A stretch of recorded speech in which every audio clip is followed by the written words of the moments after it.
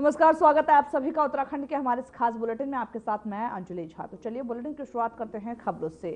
जहां सीएम धामी ने CM helpline 1905 की समीक्षा की है। इस दौरान सीएम धामी ने समय पर समस्याओं का निवारण नहीं करने वाले अधिकारी को जिम्मेदारी तय की है।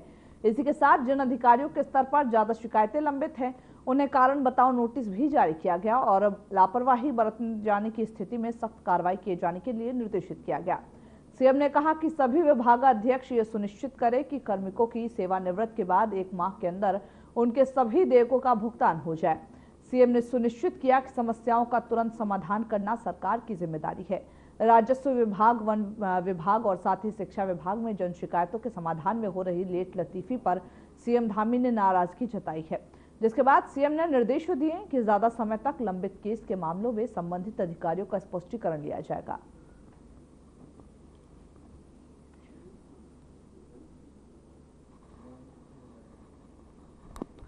साथ ही नियमित मॉनिटरिंग भी इस दौरान किया जाएगा, ये सीएम ने निर्देशित करते हुए नजर आए हैं।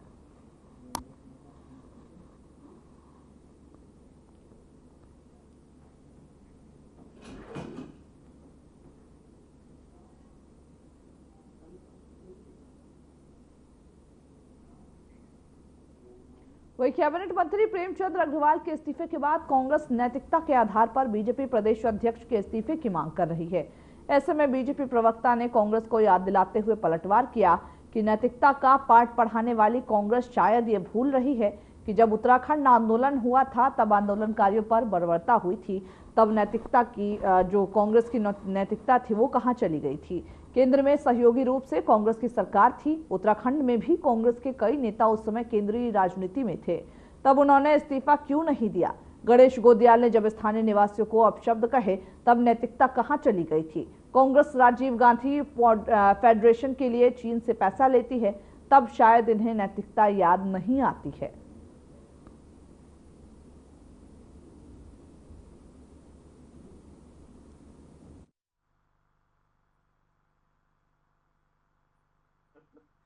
देखिए, पहले तो कांग्रेस को भी माफी मांगनी चाहिए। आज कांग्रेस के वो लोग नैतिकता की बात कर रहे हैं, नैतिकता की दुहाई दे रहे हैं, जिन्होंने उनके प्रदेश अध्यक्ष जो हैं करण महरा, उन्होंने गढ़वाल के लोगों के लिए अपशब्द कहे। तब कांग्रेस के नेताओं को, कांग्रेस के प्रवक्ताओं को, कांग्रेस के कार्यकर्ताओं को नैतिकता की दुहाई उनको भी देनी चाहिए। उन्होंने कभी अपने प्रदेश अध्यक्ष से तो इस्तीफा नहीं मांगा।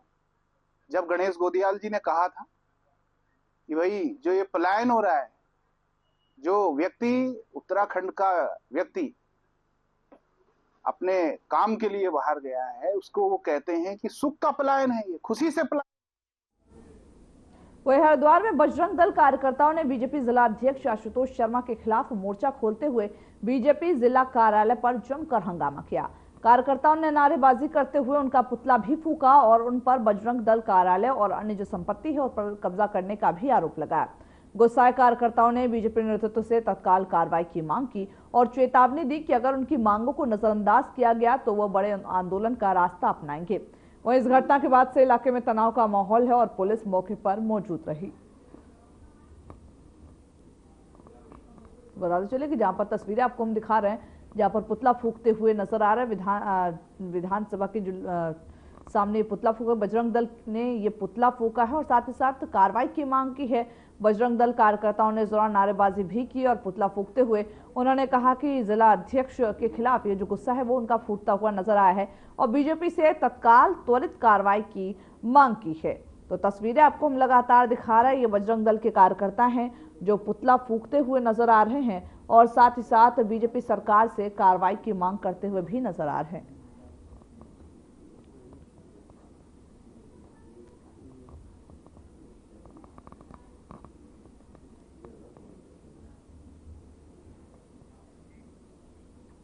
वही हरिद्वार ग्रामीण विधानसभा से कांग्रेस विधायक अनुपमा रावत ने जिले में हो रहे अवैध खनन को लेकर के एक बार फिर प्रशासन पर सवाल उठाए हैं।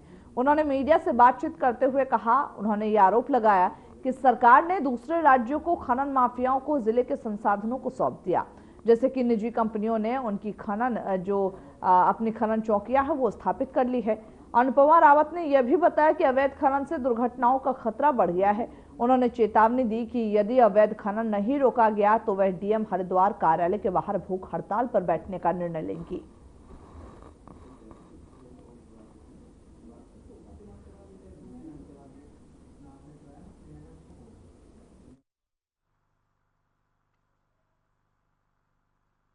बताएं, बाहर के राज्यों के लोग आ रहे हैं और मैंने खुद अपने आंखों से देखे कि हथियारबंद लोग थे, हथियारबंद लोग गाड़ियों में आ रहे, बाहर की HR UP नंबर की गाड़ियां। आपने देखा होगा भोगपुर में अभी कुछ समय पहले एक मास्टर और 2 छोटे बच्चे जो स्कूल को जा रहे थे उनको मौत के घाट वो उतर गए, उनके ऊपर पूरा एक बड़ा ट्रैक्टर ट्रॉली जो है गिर गई, बाहर राज्य की थी। तो इस तरीके का सिस्टम जो चल रहा है वो बहुत गलत है। अवैध खनन बिल्कुल रुकना चाहिए और स्थानीय व्यक्ति को जो है क्या कहते हैं उसको तो घर बैठा दिया गया है। जगह जगह खनन चौकियां बना दी गई हैं जो एक लूटपाट का एक तरीके से अड्डा हो चुकी है। और यहाँ का जो झोटा बुग्गी चलाने वाला व्यक्ति है जो अपने घर में अपनी खेत से मिट्टी उठा रहा है उसको टॉर्चर किया जा रहा है। और अगर इस अवैध खनन पे रोक लगाम नहीं लगाई जाएगी तो मैं कहीं ना कहीं डीएम की इसमें जिम्मेदारी मानती हूँ कि वो आला अधिकारी है, उनका कर्तव्य है कि वो प्रशासन को इतना मुस्तैद रखें, देखें कहीं पर भी अगर कोई शिकायत मिलती है तो तुरंत उस पर कार्रवाई हो।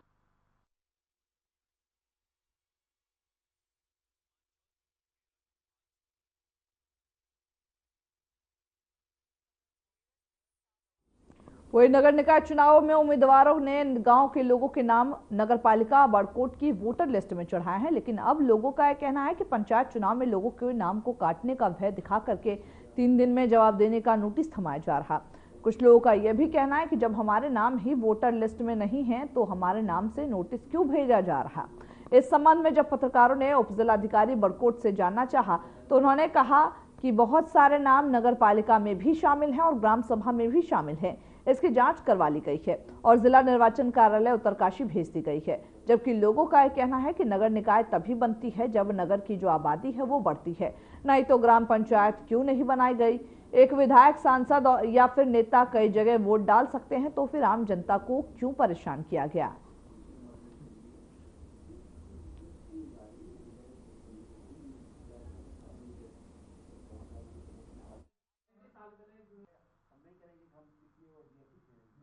थी और उसमें बहुत सारे नाम दिए गए थे कि इनके नाम नगर पालिका में भी शामिल हैं और अमुक ग्राम सभा में शामिल है।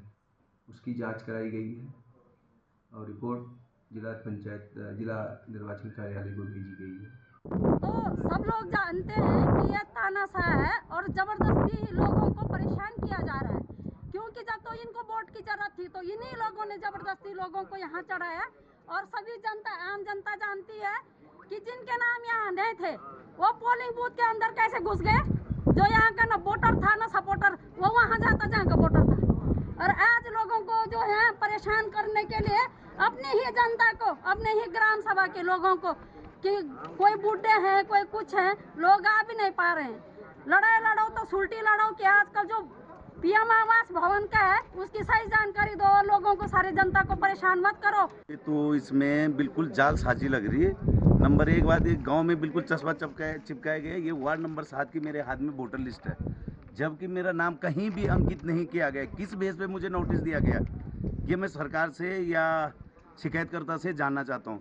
माननीय SDM जी इसमें संज्ञान ले और मुझे इसका, जिसने ये शिकायत की है वो मुझे जवाब दे। इसमें एक प्रकार की विकृत मानसिकता जिसको कहेंगे, उस प्रकार से ये यहाँ की जनता के साथ हो रहा है। लोगों को मात्र 3 दिन दिए हैं अपनी बात रखने के लिए, लेकिन SDM साहब अंदर बीच में बिजी हैं। कल भी लोग आए थे, कल भी नहीं मिल पाए हैं। आप देहरादून से लेकर, जो आदमी देहरादून भी वोट किया है, कोई लखनऊ, दिल्ली, सब जगह हमारे यहाँ के उत्तराखंड के लोग रहते हैं, उनको हर जगह केवल बड़कोटी में ऐसा क्यों हो रहा है? देहरादून है, ऋषिकेश है, विकास नगर है, कोटद्वार है, सब जगह ये ऐसी कार्रवाई हो रही है क्या कि एक बड़कोट में एक आदमी के कहने से इस तरह से क्यों जनता को परेशान किया जा रहा है? जनता अपने मताधिकार का प्रयोग नहीं कर सकती क्या? कौन सा लोकतंत्र चल रहा है?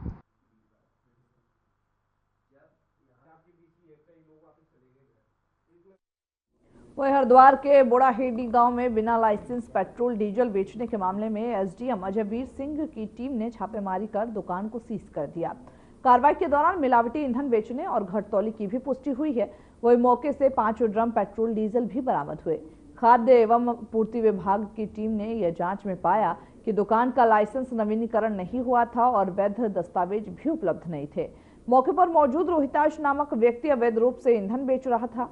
अधिकारियों ने अग्रिम कानूनी कार्रवाई के आदेश दिए, जिससे कि तेल माफियाओं में हड़कंप मचा हुआ है।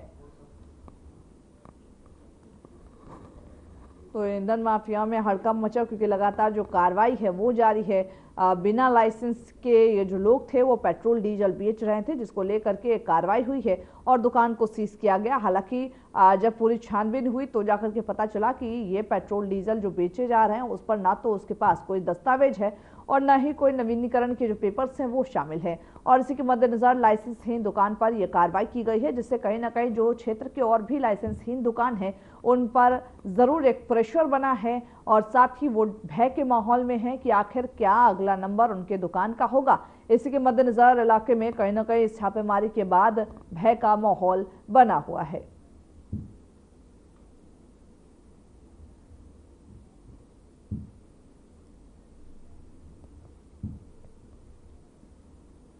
वही लैंसडाउन विधानसभा क्षेत्र के रिखणियाल ब्लॉक के चौकड़ी गांव में एक दुखद खबर सामने आई है, जहां जम्मू कश्मीर कारगिल में पोस्ट ड्यूटी में तैनात 5वीं गढ़वाल राइफल के लांस नायक रोबिन सिंह वेस्ट को ड्यूटी के दौरान ब्रेन स्ट्रोक के कारण उनका बीते 14 दिनों में चंडीगढ़ कमांड हॉस्पिटल में उपचार चल रहा था।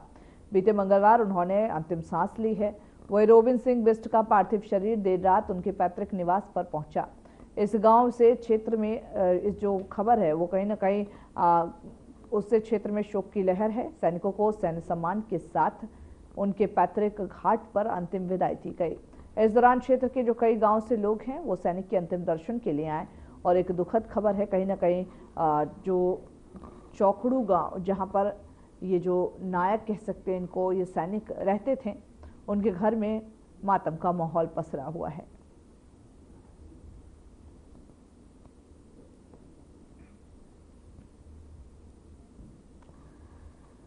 तो लॉस नायक रोबिन सिंह का निधन हो गया है, जिस पर आप तस्वीरें देख सकते हैं जिनको राजकीय सम्मान के साथ उनका दाह संस्कार किया गया, अंतिम संस्कार किया गया। पहले बॉडी को उनके पैतृक जो निवास है वहां पर लाया गया, पैतृक क्षेत्र में लाया गया। उसके बाद उनके परिवारों ने मिल करके उनका दाह संस्कार किया। रोबिन सिंह की अगर बात करें तो उन्हें सैन्य सम्मान के साथ विदाई दिया गया। बताया जा रहा है कि ड्यूटी पर तैनात थे तभी ब्रेन स्ट्रोक आया और उसके बाद उनकी हालत गंभीर हुई। अस्पताल में भर्ती कराए गए जहां पर उनकी मृत्यु हो गई। कहीं ना कहीं इस बड़ी क्षति के बाद, रोबिन सिंह की मृत्यु के बाद, सैनिक की मृत्यु के बाद उनके जो घर है उनमें कहीं ना कहीं मातम का माहौल पसरा हुआ है। पिताजी का नाम बिरजू मोहन और माता का नाम लक्ष्मी देवी। ये 2 भाई और 2 बहनें थी। एक भाई की शादी हो रखी है और दोनों बहनों की शादी भी हो रखी है। रोबिन की सगाई अगले महीने थी। वर्तमान में ये 5 गढ़वाल राइफल में थे और कारगिल में तैनात थे। कारगिल बॉर्डर पर इनको ब्रेन स्टॉर्म की बीमारी थी, जिसके कारण ये वेस्टर्न कमांड में गए, चंडीगढ़ में भर्ती हुए थे। 14 दिन तक हॉस्पिटल में रहे और कल 9 बजे के करीबन इन्होंने अंतिम सांस कमांड हॉस्पिटल में ली और 1 बजे के करीबन इनका पार्थिव शरीर इनके गांव चौकड़ी पहुंचाया गया।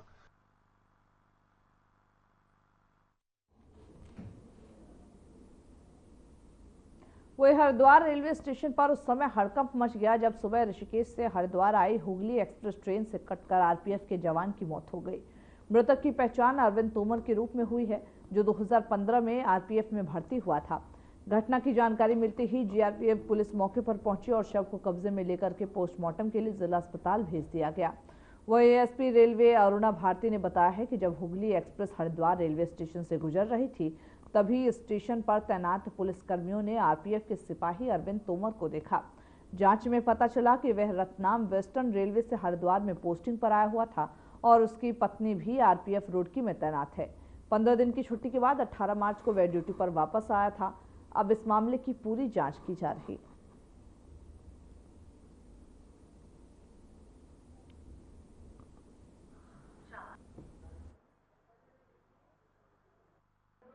अभी योगनगरी ऋषिकेश से हुगली एक्सप्रेस जो 9:14 पे रेलवे स्टेशन हरिद्वार के प्लेटफॉर्म नंबर 1 पे आई और वो 9:24 पे जब यहाँ से गई तो उसके बाद एक शव वहाँ पर पाया गया।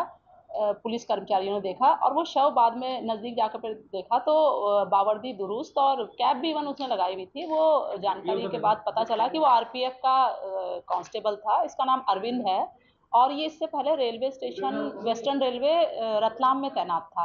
ये स्पाउस पोस्टिंग के तहत उत्तराखंड पोस्टिंग आया था हरिद्वार। इसकी वाइफ का पोस्टिंग रुड़की में है, वो भी लेडी कांस्टेबल पद पे तैनात है और ये अभी 2015 का ही भर्ती सिपाही था। उम्र भी ज़्यादा नहीं है, 40 वर्ष के आसपास इसकी उम्र बताई जा रही है।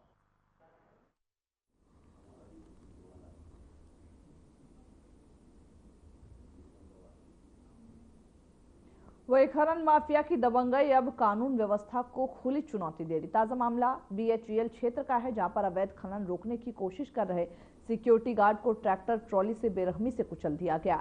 इस खौफनाक वारदात का वीडियो सोशल मीडिया पर वायरल हो रहा है, जिसमें देखा जा सकता है कि खनन माफिया जो है वो किस कदर बेखौफ होकर तांडव मचा रहे। घटना के बाद घायल सिक्योरिटी गार्ड को अस्पताल में भर्ती कराया गया, जहां उनकी हालत गंभीर बताई जा रही। सूत्रों के मुताबिक यह भी खबर सामने आई है कि पिटकुल ने पहले ही BHEL के प्रशासन को सूचना दी थी। उनके टावर क्षेत्र में चोरी छिपे बड़े पैमाने पर खनन किया जा रहा। वह स्थानीय लोगों का यह भी कहना है कि खनन विभाग की लापरवाही के चलते नियमों का उल्लंघन किया जा रहा।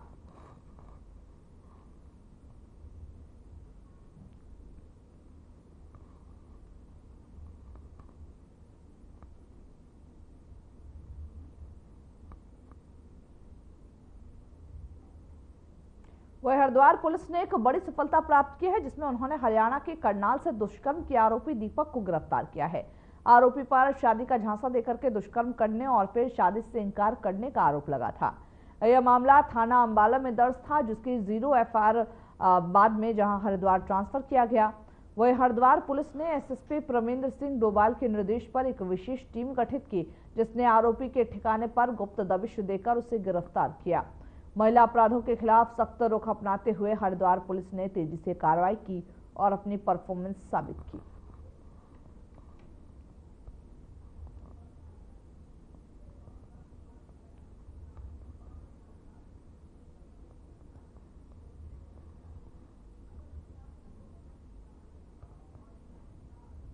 वह हरिद्वार के महानगर व्यापार मंडल ने सिंचाई विभाग की लापरवाही के खिलाफ सरदानंद घाट पर धरना देकर विरोध जताया।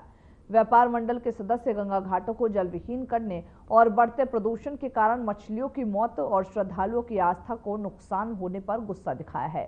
बता दें कि जिला अध्यक्ष सुनील सेठी ने प्रधानमंत्री मोदी, मुख्यमंत्री योगी आदित्यनाथ और उत्तराखंड के मुख्यमंत्री को पत्र भेजकर जलधारा को बहाल करने और दोषियों पर सख्त कार्रवाई की मांग की। गंगा भक्तों ने चेतावनी ये भी दी कि अगर जल्द समाधान नहीं हुआ तो वो बड़ा आंदोलन करेंगे।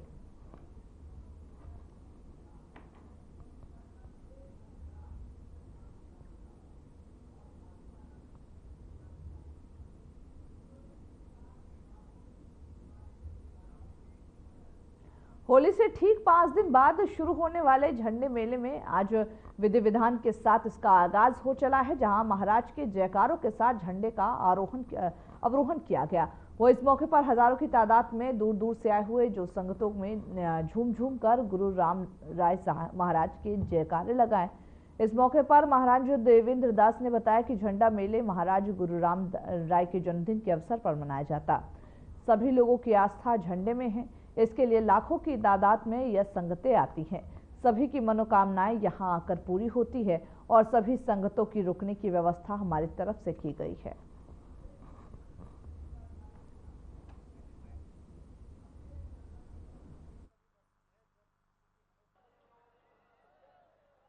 राम राय जी महाराज का जन्म दिवस बड़े हर्षोल्लास के साथ, आस्था के साथ, भक्ति भावना से मनाया गया और इस अवसर पर हमारी लाखों की संगतें जो है दरबार साहिब में इस समारोह की साक्षी बनी और ऐसा हम सबका अटूट विश्वास है कि दरबार साहिब में, खंडा साहिब में जो भी भावना से, भक्ति भाव से मत्था टेकता है उसकी गुरु महाराज हर मनोकामना को पूर्ण करते हैं। और यही कारण है कि आज इतनी बड़ी संख्या में जो है संगतें यहाँ पे माथा टेकने आई हैं, महाराज के दर्शन करने आई हैं।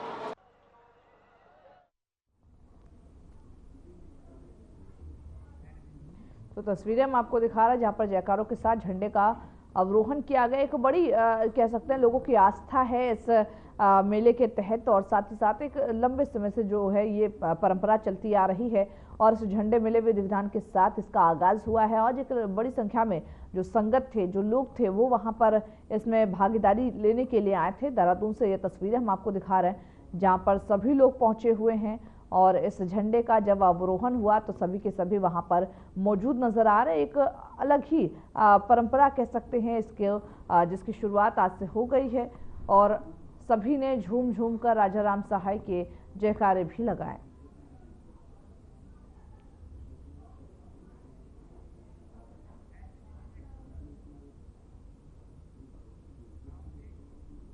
बढ़ते अगली खबर की ओर, जहां पर पुलिस अधीक्षक नगर पंकज कुमार गोरला ने थाना श्यामपुर का वार्षिक निरीक्षण किया और आवश्यक दिशा निर्देश जारी किए। उन्होंने थाना कार्यालय, हवालात, मालखाना, भोजनालय, बैरिक और आपदा प्रबंधन उपकरणों का बारीकी से निरीक्षण कर सफाई, सुरक्षा और रिकॉर्ड रखरखाव को दुरुस्त रखने के निर्देश दिए। वही एसपी सिटी ने साइबर क्राइम से बचाव को लेकर के जहां पुलिस कर्मियों को, जनता को जागरूक करने के निर्देश दिए।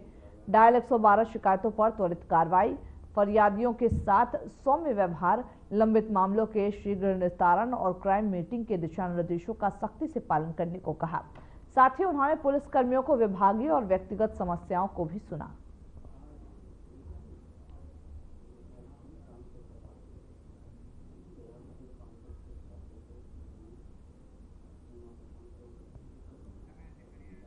तो श्यामपुर थाने का आज वार्षिक उत्सव मनाया गया। पुलिसकर्मियों को हालांकि इस दौरान अहम दिशा निर्देशित भी किया गया और साथ ही साथ इसमें कहा गया कि थाने में किस तरीके से वार्षिक निरीक्षण के दौरान ही आगे में क्या किस तरीके से जो लॉ एंड ऑर्डर है वो सही किया जाएगा, उसको लेकर के भी पुलिसकर्मियों को दिशा निर्देशित किया गया।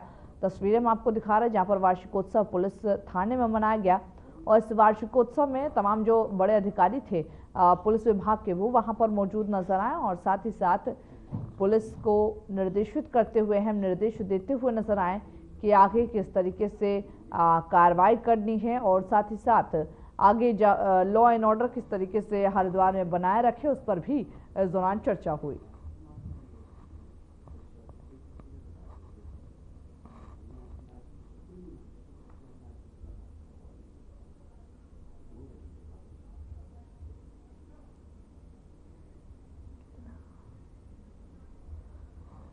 वहीं पर श्यामपुर थाने का आज अहम निर्देशों के बीच में आज वार्षिकोत्सव मनाया गया। एक बड़ी संख्या में कार्यक्रम का आयोजन किया गया था और पुलिस विभाग के जो तमाम अधिकारी थे वो भी इस दौरान मौजूद रहे। जो अगर कहा जाए इस मेले के इस वार्षिकोत्सव के दौरान कई कार्यक्रमों का आयोजन भी किया गया था और साथ ही साथ पुलिस विभाग को निर्देशित किया गया लॉ एंड ऑर्डर को मजबूत रखने के लिए तमाम तरीके की योजनाएं भी इस वार्षिकोत्सव के तहत ही बनाई गई है और पुलिस कर्मियों को अहम निर्देशित भी किया गया।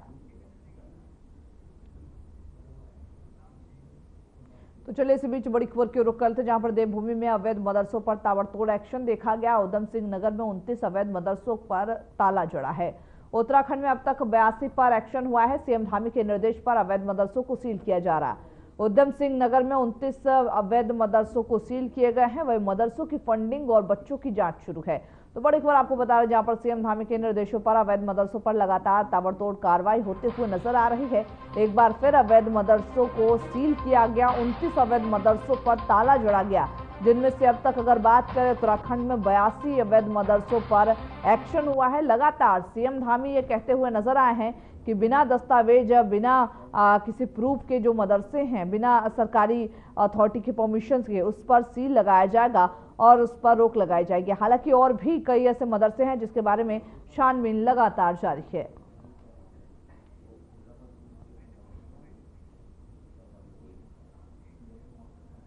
वही लगातार सीएम धामी की ओर से इस तरीके की जो कार्रवाई है वो लगातार जारी है और साथ ही साथ जब से कार्यकाल में आए हैं तब से लेकर अभी तक अगर बात करें तो 82 ऐसे मदरसे हैं जिसको सील किया गया और आगे भी ये कार्रवाई जारी रहेगी। तो चलिए खबरों के हमारे इस बुलेटिन में बस इतना ही। मुझे दीजिए इजाजत, नमस्कार।